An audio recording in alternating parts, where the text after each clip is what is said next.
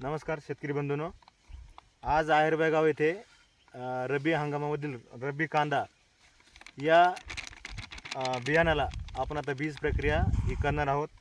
सर्वात अगोदर आपण NPK कॉन्सो हे NPK नत्रस्फुरत पालाश या बियाणाला स्थिरीकरण करण्यासाठी हे अगोदर आपण वापरलेले त्याला लावून घेतलेले। त्याच्यानंतर ते ट्रायकोगार्ड आहे, त्याच्यामध्ये ट्रायकोडर्माचे जीवाणू आहेत, पावडर आहे। आपण आता हे बियाणं लावणार आहोत।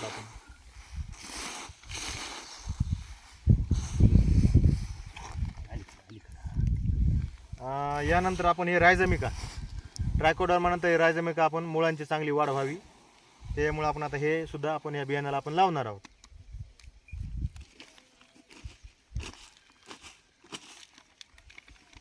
आहेरगावमधील प्रगतशील शेतकरी श्री शिवाजी उत्तम फुलझळके हे 12 किलो रब्बी कांद्याचं उत्पादन आता घेणार आहेत।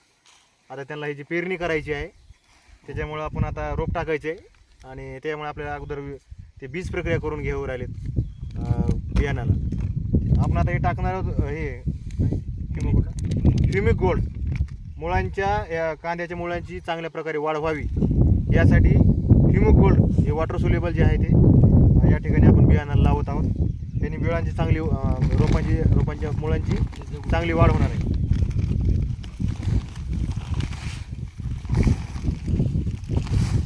बियाणाला हे चारही प्रकारचं चांगलं चोळून घ्यायचं, लावायचं आहे, म्हणजे प्रत्येक त्या बियाणाला हे लागलं पाहिजे औषध। जमिनीमधून होणारे जे बुरशीजन्य रोग आहेत या बीज प्रक्रियेमुळे ते होणार नाहीत आणि जे जमिनीमध्ये नत्रस्फुरत पालाश आहे ते या रोपांना लागू होईल आणि जी चांगली वाढ होईल, जोमात येईल, चांगल्या प्रकारे त्याचं वाढ होईल। एकूण 12 किलो बियाणाला आपण आता बीज प्रक्रिया केलेली आहे।